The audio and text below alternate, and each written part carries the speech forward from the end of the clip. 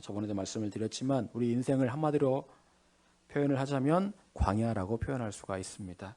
가나안이라는 축복의 땅을 가기 위해서 반드시 거쳐야 되는 그런 광야, 바로 광야가 우리의 인생이죠. 살아 숨쉬는 그런 이 인생을 바로 광야라고 표현할 수가 있을 것입니다. 하나님께서는 원래 이스라엘 백성들을 곧장 가나안 땅으로 인도하기를 원하셨습니다. 원래 그게 목적이었어요. 원래 하나님의 계획하심이었는데 문제는 어디에서 발생합니까? 가데스 바네아라는 곳에서 이스라엘의 12명의 정탐꾼이 정탐을 하고 왔는데 그 10명이 엉뚱한 말을 하는 거예요. 저 땅은 우리가 도저히 정복할 수 없는 땅이다. 저 땅에는 아낙 자손이 있어서 그들에 비하면 우리는 메뚜기 같다. 안 된다라고 말을 하고 그 말을 하자 이스라엘 전체가 하나님을 원망하기 시작합니다. 그래서 하나님께서 너무 화가 나셨어요. 그래서 그들이 정탐하고 온 40일을 1년씩 계산해서 40년을 광야 생활을 하게 하셨다라는 거죠. 결국 이스라엘 백성들은 굳이 고생을 하지 않아도 되는데 고생을 사서 하게 된 것입니다. 그냥 바로 가나안으로 들어갈 수 있었는데 스스로가 고생을 자초했다라는 거죠. 여러분, 우리는 광야라는 인생을 살아갈 때마다 정말 참 힘들다라는 것들을 우리가 새삼스럽게 실감을 하게 됩니다. 늘 부족하다라는 생각을 하게 되고 늘 목마르다라는 생각을 하게 됩니다. 여러분, 그런데요, 하나님께서 우리에게 광야를 허락하신 데는 다 이유가 있습니다. 우리의 인생이 광야 같은 데는 다 이유가 있다는 거예요. 오늘 본문 말씀은 우리가 광야길을 걷게 하신 그 이유를 말씀하고 있습니다. 우리 2절 같이 읽어보겠습니다. 2절, 자, 시작.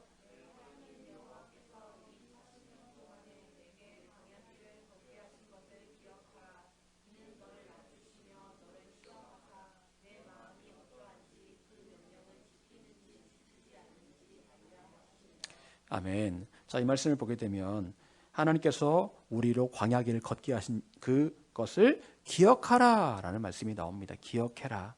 왜 하나님께서 너희로 광야길을 걷게 하셨는지를 기억해라. 광야 그 자체는 힘들고 어렵습니다. 그리고 때로 광야에서 하나님이 원망스러울 때도 있습니다. 하지만 우리는 하나님께서 우리를 광야길을 걷게 하신 그 이유를 늘 생각해보고 기억할 수 있어야 되는 거예요. 여러분, 우리 인생에서 하나님께서 허락하신 것 가운데 아무 이유가 없는 것은 없습니다. 다 이유가 있어서 우리가 그런 인생을 살아가고 있는 거예요. 하나님의 주권 가운데 어떤 일이 이루어지고 있다면 그 일에는 분명한 이유가 있다는 거예요. 그리고 그런 관점에서 하나님께서 나에게 광야를 주신 데는 아주 특별한 이유가 있고 그 이유를 우린 날마다 생각해보고 기억할 수 있어야 된다라는 거죠. 우리는 이런 광야를 통해서 광야길을 걷게 된 일을 통해서 영적인 교훈을 얻을 수가 있어야 합니다. 여러분, 그렇다면 하나님께서 나에게 광야길을 걷게 하신 그 이유가 무엇일까요? 자, 첫 번째, 나의 교만함을 꺾고 순종을 가르치시기 위함입니다. 나의 교만함을 꺾고 순종을 가르치기 위해서 하나님께서 우리로 광야길을 걷게 하셨다라는 거죠. 여러분, 광야를 통해서 우리가 가장 먼저 변화되는 것은 무엇입니까? 낮아지는 거예요. 낮아지는 겁니다. 그 말은 다른 말로 겸손을 말합니다. 광야를 통해서 우리는 낮아짐을 배웁니다. 여러분, 인간은 본래 교만합니다. 본래 교만하게 태어났습니다. 특히나 하나님을 알지 못하는 사람들은 더욱더 교만합니다. 왜냐하면 그 마음에 하나님이 계시지 않기 때문에 내 인생의 주인이 바로 납니다. 내 마음대로 살 수 있는 게 내 인생의 주인이기 때문에, 내 인생의 주인이 나기 때문에 그렇게 살 수 있다고 생각을 합니다. 굉장히 교만한 생각이죠. 사람들은 겸손한 척 말합니다. 겸손한 척 말을 해요. 사실은 그 마음에 교만함은 감출 수가 없습니다. 여러분, 이스라엘 백성들은 애굽에서 노예처럼 살던 사람들이었습니다. 여러분, 노예처럼 살았다면 뭐가 없을까요? 자유도 없고 자존심도 없을 것 같죠. 그런데 모세가 자신들을 위해서 애굽 사람을 죽였을 때 그들이 어떤 반응을 보입니까? 그래요. 이제 네가 우리를 죽이려고 그러느냐 하면서 막 모세에게 막 따집니다. 노예처럼 살던 사람이었는데 그들 마음 가운데는 뭐가 있었던 거예요? 여전히 굉장한 자존심이 있었다는 겁니다. 주눅들지 않는 그런 마음이 있었어요. 하지만 그 주눅들지 않는 당당함은 근본적으로 보면 교만에 불과한 겁니다. 그들은 여전히 노예처럼 살았지만 그 교만함을 감출 수가 없었다라는 거예요. 여러분, 교만한 사람은 하나님께 쓰임받을 수가 없습니다. 왜 그럴까요? 교만한 사람은 하나님의 말씀을 듣지 않기 때문에 그래요. 교만한 사람은요, 귀를 틀어 막습니다. 하나님의 말씀을 듣지 않으려고 해요. 그래서 내 인생의 주인이 나기 때문에 언제나 내 마음대로 살려고 합니다. 그래서 하나님의 말씀이 들려온다 할지라도 그 말씀에 순종할 이유를 알지 못해요. 여러분, 그런데 이렇게 하나님의 말씀을 듣기보다 내가 내 인생의 주인 되기를 원하는 그런 사람들이 어떻게 가나안을 정복할 수 있을까요? 하나님께서 여리고를 정복할 때 뭐라고 말씀하십니까? 그 성을 어떻게 하라고 말씀하세요? 여리고를 정복할 때 7일 동안 그 성을 돌라라고 말씀하십니다. 아무 말도 하지 말고 7일 동안 그 성을 돌라라고 말씀하세요. 여러분, 만약에 그들이 지금 광야 생활을 보내지 않고 곧장 여리고로 가서 여리고를 돌라라고 하나님 말씀하셨는데 그들이 그런 상황이라면 어떻게 했을까요? 막 불만을 얘기하면서 왜 우리가 여리고성을 직접 가서 공격하는 것도 아니고 왜 여리고성을 말없이 돌아야 되느냐 하면서 막 불만을 터뜨리면서 막 그렇게 했을 것 같아요. 그러면 절대로 그 여리고성을 정복할 수 없었을 겁니다. 여러분, 교만한 사람을 통해서는 그래서 하나님께서는 아무 일도 행하시지 않습니다. 교만한 사람은 순종하지 않기 때문에 그래요. 여러분, 하나님께서 우리를 광야로 보내신 이유는 분명합니다. 그것은 바로 교만한 나를 낮추시기 위해서 광야로 나를 보내셨다라는 거죠. 그리고 교만한 내가 낮아지는 것은 철저히 나 자신의 자존심이 짓밟히고 내가 정말 아무것도 아닌 존재임을 깨닫는 과정입니다. 저도 수많은 세월 동안 자존심이 짓밟히는 과정을 많이 경험을 했어요. 목사임에도 불구하고 자존심이 짓밟히는 경험을 많이 했습니다. 그런데 그런 과정을 통해서 내가 얼마나 교만한지를 깨닫게 되었습니다. 여러분, 광야에서 이스라엘 백성들이 먹고 살기 위해서 할 수 있는 일이 있었을까요? 아무것도 없었습니다. 40년간 그들이 먹고 살기 위해서 했던 일은 딱 하나, 들판에 나가서 만나를 줍는 일밖에 없었어요.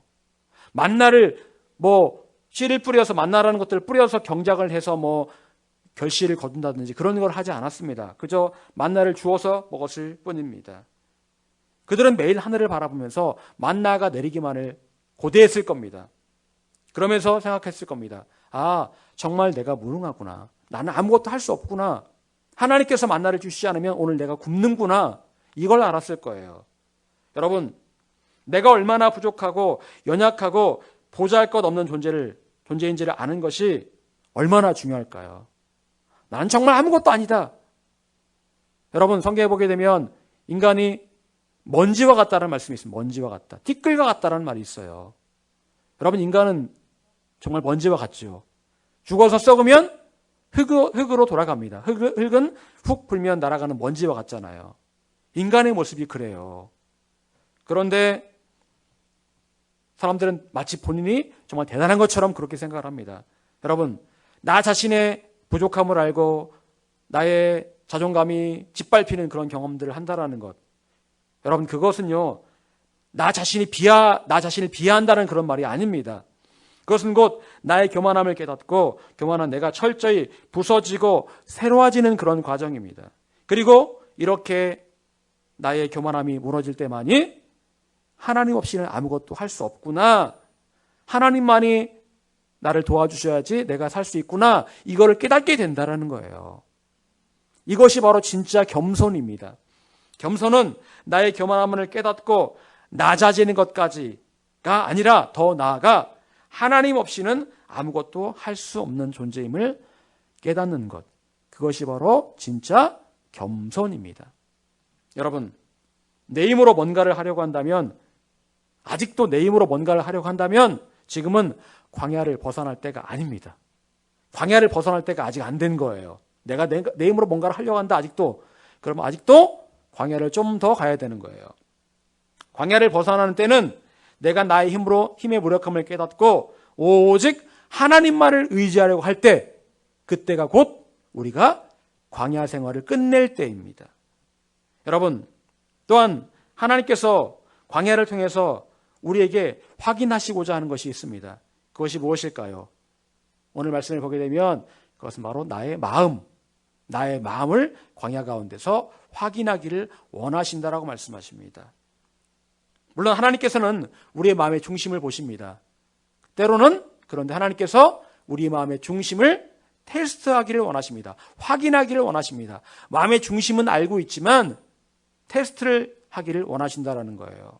여러분, 아무리 공부를 잘해도 시험을 봐야 됩니다. 시험을 봐야 등급이 나오고 그래야 대학을 가는 거 아니겠습니까? 평소에 아무리 공부를 잘해도 시험을 안 봐서 등급이 안 나오면 대학을 갈 수가 없는 거예요. 마찬가지입니다. 우리의 마음 중심을 알고 계시지만 하나님께서는 때로 테스트를 통해서 점수를 매기기를 원하신다라는 거예요. 하나님께서는 아브라함에게 시험 문제를 주십니다. 그 시험 문제가 뭐였습니까? 아들 이삭을 하나님께 바치라는 그런 시험이었습니다. 그런 시험 문제가 딱 나왔을 때 아브라함이 얼마나 고민되었을까요? 아들을 바치라니, 이렇게 어려운 시험 문제를 주시다니 얼마나 고민되었겠습니까? 하지만 아브라함은 자기의 마음을 하나님께 온전히 보여드립니다. 그 시험지 앞에서 정답을 써서 하나님 마음을 기쁘시게 해드립니다. 순종함으로 자기의 마음을 하나님께 그대로 보여드립니다. 여러분, 우리가 광야길을 걸을 때 하나님께서 우리에게 이렇게 테스트하기를 원하십니다. 시험 문제를 던져주기를 원하세요.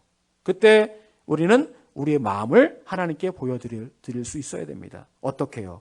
순종으로 우리의 마음을 하나님께 보여드릴 수 있어야 합니다. 하나님께 원하시는 정답은 바로 순종이에요. 순종하는 마음입니다. 광야길을 걸을 때 어떠한 시험 문제가 딱 나왔다 할지라도 우리가 순종이라는 답을 써서 하나님께 제출하기를 원하고 계신다라는 거예요. 여러분, 광야길에서 우리에게 주시는 시험 문제가 어떤 문제일까요? 때로는 목이 마르고, 때로는 불뱀에 물려서 죽어가고, 때로는 고기가 먹고 싶은데 먹을 수 없는 상황들, 너무 뜨겁고 너무 춥고 그런 상황들이 계속해서 우리에게 올 겁니다. 이것들이 다 시험 문제거든요. 여러분, 그런 시험 문제 가운데 하나님께서 우리에게 원하시는 정답은 딱 하나입니다. 우리의 순종의 마음을 하나님께서 원하고 계십니다. 그 답을 적어서 하나님께 드리면 되는 거예요. 여러분, 저도 광야길을 지나면서 수많은 고민과 의심의 바다를 지나왔던 기억이 납니다. 특히나 개척을 하고 나서 어머니가 돌아가시고 아버지가 돌아가시고 또 많은 어려움들이 있었죠. 그 중간에 제가 이루 다 말할 수 없지만 많은 어려움들이 있었습니다. 그럴 때마다 그런 생각이 들었습니다. 이 길이 아닌가? 하나님께서 왜 나를 이렇게 힘들게 하시지? 왜 나에게 이렇게 시련을 주실까? 나는 하나님의 뜻에 순종함으로 개척을 한 것뿐인데 왜 나를 이렇게 힘들게 하시지? 그런 마음이 들더라고요. 그런데 그런 이해할 수 없는 상황 가운데 우리가 하나님의 테스트를 통과하는 방법은 딱 한 가지, 순종이었습니다. 그래서 그런 가운데 저는 계속해서 하나님께 순종하려고 노력했습니다. 그랬더니 그 시험 문제를 하나하나 통과할 수가 있었다는 거죠. 욥에게 갑자기 닥치는 그 환난, 이해할 수 없는 그런 시험 문제였죠. 그때 하나님께서 욥에게 원하셨던 것은 무엇이었습니까? 입술을 지키면서 묵묵히 하나님을 향한 신뢰를 드리면서 순종하는 일이었습니다. 욥은 무사히 그 테스트를 통과할 수가 있었습니다. 여러분, 광야는 나의 마음의 실체를 확인하는 곳이에요. 내가 정말 그동안 공부 잘했는지 못했는지를 이 테스트를 통해서 한번 점검을 해보는 시간이 바로 광야의 시간입니다. 정말 하나님께서 보실 때 내 마음이 정말 테스트를 통과할 만한가, 그거를 한번 확인해보는 시간이 바로 광야의 시간이라는 것이죠. 일이 안 풀리고 온갖 어려움이 온다고 할지라도 온전히 하나님만을 바라보며 우리는 감사할 수 있어야 합니다. 정말 어떠한 상황에서도 여러분의 마음이 변치 않고 온전히 하나님께만 향하고 있습니까?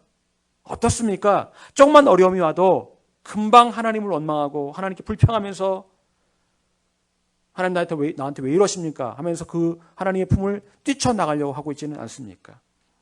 여러분, 하나님께서 원하시는 기준은 어떤 상황에서든지 하나님의 뜻이라면 나의 마음이 무조건 하나님께 순종하는 것입니다. 그것이 바로 하나님께서 우리에게 원하시는 정답이고 우리에게 원하시는 기준이에요. 여러분, 광야에서 여러분의 마음의 실체를 한번 들여다보시기를 바랍니다. 그리고 여러분의 마음이 아직 테스트를 통과할 수 없는 수준이라면 여러분의 마음을 단련해서 하나님의 테스트를 통과해서 어떠한 상황에서든지 하나님께 순종할 수 있기를 간절히 소망합니다. 두 번째로, 광야를 통해서 우리는 인생에서 가장 중요한 것은 의식주가 아닌 하나님의 말씀임을 알게 된다라는 거죠. 우리 인생에서 가장 중요한 것은 의식주가 아니라 하나님의 말씀이다라는 거죠. 우리 4절 말씀 같이 다시 읽어보겠습니다. 4절. 자, 시작.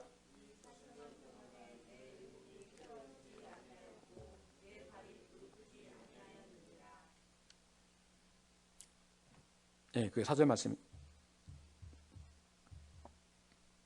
아, 예, 3절이네요. 3절. 4절이 아니고요. 자, 3절 읽어보겠습니다. 자, 시작.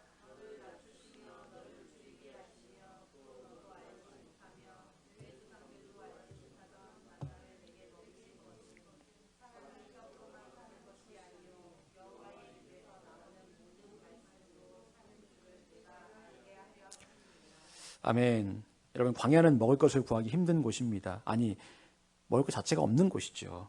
더군다나 120만 명 되는 사람들이 광야를 갑니다. 120만 명이 매일같이 먹어야 돼요. 그럼 말이 120만 명이죠. 우리 창원시 인구가 107만 명이잖아요, 지금요. 창원시 전체 인구보다 많은 사람들이 매일 먹어야 되는 거예요. 하루 3끼를요. 누가 그걸 다 갖다 줍니까? 누가 그거를요. 가축을 잡아먹는 것도 하루 이틀이죠. 다 그렇게 잡아먹다 보면 금방 다 없어지죠. 여러분, 농사를 지을 수도 없습니다. 물도 없고 농사를 짓는들 내일이면 떠나야 되는데 농사를 짓는들 무슨 소용이 있겠습니까? 농사도 못 짓죠. 하여튼 여러 가지로 어려운 상황에 처해 있었습니다.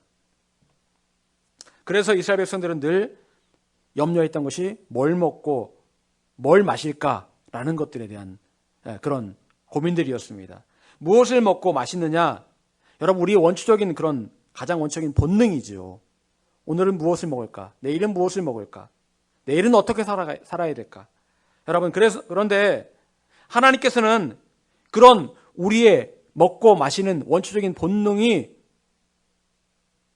중복될 수 없는 그런 광야로 우리를 보내십니다. 그런 광야로 우리를 보내셨다라는 거예요. 여러분, 우리의 인생을 살아가는데 반드시 필요한 것들이 바로 의식주, 그리고 건강이지요. 그리고 광야 같은 인생에서 많은 사람들이 이런 의식주와 건강 문제로 염려하고 고민하며 살아갑니다. 코로나가 2년째 되니까 사람들이 얼마나 이 건강 염려증이 더 심해졌는지 모릅니다. 정말 그래요. 저부터 그런 것 같아요. 사람 많은 데 가기 좀 꺼려지고요. 어디 가서 이 마스크 받는 것도 참 굉장히 좀 조심스러워지고 그렇습니다. 여러분, 그래서 늘 자기의 의식주와 또한 건강의 문제를 채우기 위해서 사람들이 늘 그 일에 동분서주합니다. 어떻게 하면 내가 먹고 살까? 어떻게 하면 내가 좋은 집에 살까? 어떻게 하면 정말 좋은 괜찮은 옷을 입을까? 뭐 그런 고민을 한다라는 거죠. 여러분, 그런데 하나님의 뜻은 무엇입니까? 우선 하나님께서는 우리에게 이런 것들이 필요하다는 것을 누구보다 잘 알고 계십니다. 우리에게 의식주가 필요하고 건강이 필요하다는 것을 누구보다 잘 알고 계세요. 그리고 하나님께서는 우리에게 이런 것들을 직접적으로 채워주기를 원하고 계십니다. 여러분, 예수님께서 오셔서 하셨던 일들이 무엇입니까? 바로 그런 건강의 문제들, 그리고 먹는 문제들을 해결해 주셨잖아요. 오병이어로 5,000명을 먹이시고 질병을 고치시고 귀신을 쫓으시고, 여러분, 이런 일들을 행하셨잖아요. 직접적으로 예수 그리스도께서 이런 일들을 행하신 겁니다. 즉, 하나님의 뜻은 우리에게 먹고 살 것들을 다 채워주시는 게 바로 하나님의 뜻이라는 거예요. 그리고 우리의 질병을 직접 치유하기 원하시는 게 바로 하나님의 뜻입니다. 여러분, 예수님께서는 우리가 무엇을 먹고 무엇을 마실지를 염려하지 말라고 말씀하셨습니다. 그런 것들을 염려하는 것은 하나님을 알지 못하는 이방인들이나 하는 것이다 라고 말씀하셨습니다. 그러면서 먼저 하나님의 나라와 의를 구하면 이 모든 것들을 우리에게 채워주시겠다라고 그렇게 약속하고 계십니다. 그래서 광야에서 하나님께서 이스라엘 백성들에게 주셨던 것이 무엇이었을까요? 바로 만나였습니다. 만나는 이전에도 한 번도 본 적이 없었고 이후로도 없을 아주 특별한 음식이었습니다. 만나는 농사를 지을 필요도 없고 그냥 땅에서 주워 먹으면 되는 하나님께 주신 특별한 음식이었습니다. 하나님께서는 친히 먹이시겠다는 그 약속대로 이 만나라는 선물을 주신 거예요. 또한 4절을 보게 되면 40년간 그들의 의복이 헤어지지 않았다라고 말씀합니다. 40년간 동일한 옷을 입고 살았다라는 거예요. 여러분, 광야에서 옷을 만든다라는 게 가능한 일입니까? 물론 가능은 하겠죠. 뭐 양털을 이렇게 잘라가지고 그걸 가지고 실을 만들어서 만들 수는 있겠죠. 하지만 120만 명이 어떻게 맨날 그렇게 양털 옷을 입을 수 있겠습니까? 그거 안 되죠. 그래서 하나님께서 생각하신 방법이 이 옷을 입고 나왔는데 애굽에서 그 옷이 40년간 헤어지지 않았다라는 거예요. 한 살 때 봤던 그 옷을 이제 내가 입던 그 옷을 다른 아이에게 물려줬겠죠? 자, 그리고 나는 2살 박이 아이가 입던 옷을 또 물려 입을 겁니다. 그렇죠. 그런데도 그 옷이 하나도 헤어진 옷이 아니었다라는 거예요. 늘 옷이 멀쩡했다라는 거예요. 그래서 40년을 입었음에도 불구하고 옷이 정말 괜찮았다라는 거죠. 그리고 40년을 걸었으면 여러분 어떻게 될까요? 발이요. 부르트겠죠. 군대에서 행군을 하게 되면 이 발이 부르틉니다. 저도 예전에 무좀이 있을 때 이 군대에서 생겼거든요. 군대 여러분 군화가요. 이 바람이 안 통하다 보니까 행군을 하면 거기에 이 무좀이 생깁니다. 그런데 40년을 걷는다? 생각해 보십시오. 얼마나 발이 아프고 부르트고 물집 잡히고 얼마나 그러겠습니까? 그런데 120만 명의 사람 가운데 단 한 사람도 물집이 잡힌 사람이 없었다. 한 사람도 발 때문에 걷지 못하는 사람이 없었다는 거예요. 하나님께서 광야길을 갈 때 모든 것들을 책임져 주셨기 때문에 이 일이 가능했다는 거죠. 여러분, 그러면서 하나님께서 가르쳐주기 원하셨던 것이 있었습니다. 그것은 바로 사람이 먹고 사는 것에 묶여 사는 것이 아니라 진짜 중요한 것은 바로 하나님의 말씀이 있어야 산다라는 거죠. 먹고 사는 게 중요한 게 아니고 하나님의 말씀이 있어야 살아갈 수가 있다라는 거예요. 이스라엘 백성들은 하나님께 주시는 만나를 먹었고 옷이 헤어지지 않았고 구름 기둥과 불 기둥으로 춥거나 덥지도 않게 광야에서 살아갈 수가 있었습니다. 그런데 여러분, 그들 가운데 20세 이상의 모든 사람들, 여호수아와 갈렙을 제외한 20세 이상의 모든 사람들은 어떻게 됐을까? 결국은요, 죽었어요. 왜 죽었을까? 여러분, 그들은 의식주에 문제가 없었잖아요. 잘 먹고 잘 입고 발병도 안 나고 천막치고 살고 잘 살았잖아요. 그런데 왜 그들은 의식주가 해결됐음에도 불구하고 왜 광야에서 2사람 빼놓고 다 죽었을까요? 이유가 뭘까요? 여러분, 그들은 어떻게 죽었습니까? 땅이 입을 벌려서 고라 일당들이 죽고, 불뱀에 물려서 죽고, 병 걸려서 죽고, 수명이 다해서 죽고, 어떻게 하다 보니까 다 죽고 2명밖에 안 남았다라는 거예요. 여러분, 하나님께서 이미 이 일을 예견하셨습니다. 이미 말씀하셨어요. 여러분, 가장 중요한 원인은 무엇이었을까요? 그것은 바로 그들에게 무엇이 없었습니까? 의식주는 있었지만 무엇이 없었습니까? 하나님의 말씀이 없었다라는 거예요. 말씀을 붙들지 않았다라는 거예요. 누구와 누구를 제외하고? 여호수아와 갈렙을 제외하고는 하나님 말씀을 붙드는 사람이 아무도 없었다라는 거예요. 여러분, 이스라엘 백성들에게는 먹고 사는 문제가 제일 중요했습니다. 그래서 늘 먹고 사는 게 채워지지 않으면 하나님께 불평했어요. 하지만 하나님 말씀을 붙드는 일은 중요하게 생각하지 않았습니다. 그 결과 먹고 사는 일에 문제가 없었음에도 불구하고 그들은 늘 불행하다, 애굽이 좋았다라고 생각했고 늘 하나님 원망하기 바빴습니다. 하나님 말씀을 통해서 하나님과의 소통이 있어야 되는데 그래야 행복하고 기뻐할 수 있는데 하나님의 말씀이 없으니 하나님과의 소통이 없고 그러다 보니까 그들의 영혼이 죽어버렸다는 거예요. 여러분, 하나님의 자녀가 이 세상을 살아갈 때 무엇이 필요합니까? 먹고 사는 것? 하나님의 말씀인데 그 말씀은 곧 우리의 영혼을 살립니다. 영혼이 살아야 이 세상을 우리가 살아갈 수 있다, 제대로 살아갈 수 있다라는 거예요. 우리 영혼이 살아있으려면 바로 무엇보다 필요한 것이 바로 하나님의 말씀입니다. 시편 19편 7절 이렇게 말씀합니다. 여호와의 율법은 완전하여 영혼을 소성시키며 여호와의 증거는 확실하여 우둔한 자를 지혜롭게 하며. 자, 소성시킨다. 생기를 북돋아 준다는 거예요. 활력을 준다는 겁니다. 무엇이요? 하나님의 율법, 하나님의 말씀이 우리의 영혼을 살린다라는 거예요. 하나님의 말씀만이 우리의 영혼의 생기를 불어넣고 우리 영혼을 살린다라는 거예요. 아무리 돈이 많고 잘 사는 것처럼 보여도 영혼이 죽어 있으면 절대로 행복하다고 느낄 수가 없습니다. 아무리 돈이 많아도 소용없어요. 매사에 기쁨이 없고 짜증이 생기고 우울감과 고독감을 느끼게 됩니다. 하나님 말씀이 없으면 그래요. 중요한 것은 바로 영혼이 살아있는 것입니다. 그리고 우리의 영혼에 생기를 불어넣어주는 것은 오로지 하나님의 말씀이에요. 하나님의 말씀이 내 영혼에 들어오면 내 영혼에 활력이 생겨서 남들이 보기에 아무리 안 좋아 보이는 환경 가운데 처해 있다 할지라도 항상 기쁘고 감사가 넘치게 되는 것입니다. 여러분, 하나님께서는 광야를 통해서 이 사실을 알려주기 원하셨습니다. 하나님께서는 우리가 먹고 사는 것에 대해서 책임져 주실 것이고 우리는 오로지 하나님과 소통하며 하나님의 말씀만을 붙들기 원하셨습니다. 이걸 광야에서 우리에게 알려주기 원하셨어요. 우리 인생에서 가장 중요한 것이 바로 하나님 말씀을 붙들고 사는 것임을 가르쳐주기 원하셨습니다.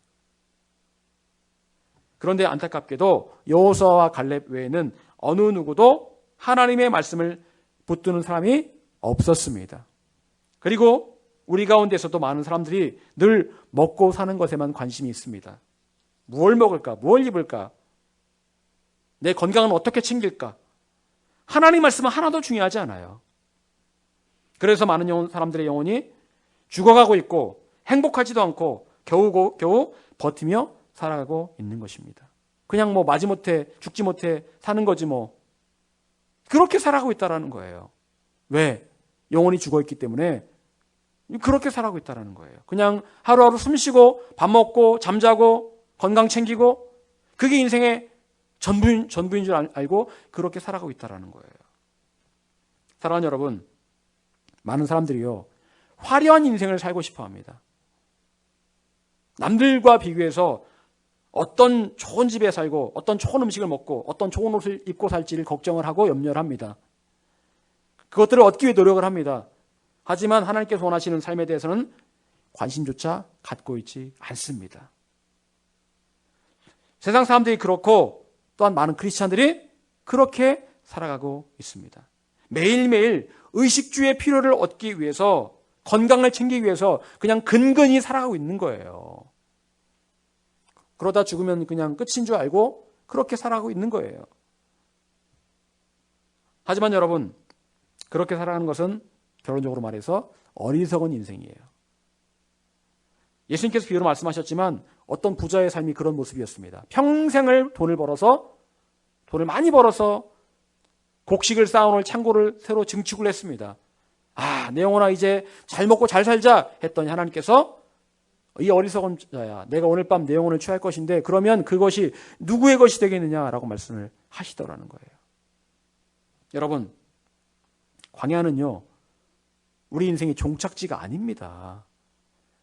광야는요, 잠시 지나가는 그런 곳이에요. 경유지입니다, 경유지.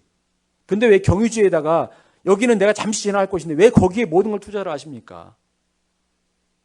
정말 중요한 것은요, 내가 결국 들어가게 될 하나님의 그 나라, 본향, 그곳을 들어가기 위해서 나의 영혼에 투자를 하는 게 중요한 거예요. 그리고 영혼에 투자한다는 것은 하나님 말씀을 붙들고 하나님과 늘 소통하며 살아가는 것이 바로 우리의 영혼에 투자하는 것입니다. 여러분은 광야길을 어떻게 걸어가고 있습니까? 우리 모두는 광야를 걸어가고 있는데 여러분은 그 광야를 어떻게 걸어가고 있습니까? 겉으로 볼 때 광야는 황량해 보입니다. 황량해 보입니다. 아무것도 없는 것처럼 보여요. 늘 부족한 것처럼 보입니다.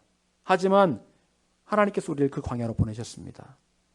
그리고 우리에게 약속하십니다. 내가 너의 먹고 살 것은 다 해줄 테니까 너는 나를 붙들어라. 나의 말씀을 붙들어라. 나와 소통하고 살자. 나와 동행하며 살자.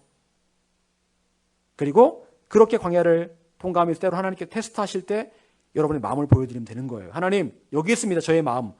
하나님, 여기 답을 적었습니다. 순종. 저의 답을 적었습니다. 하나님, 됐죠?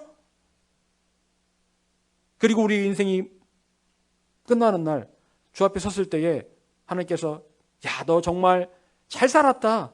너 정말 잘 살았다. 네가 광야를 살았지만 정말 나는 안다. 네가 늘 나의 말씀을 붙들고 행복하게 살았음을 나는 알고 있다.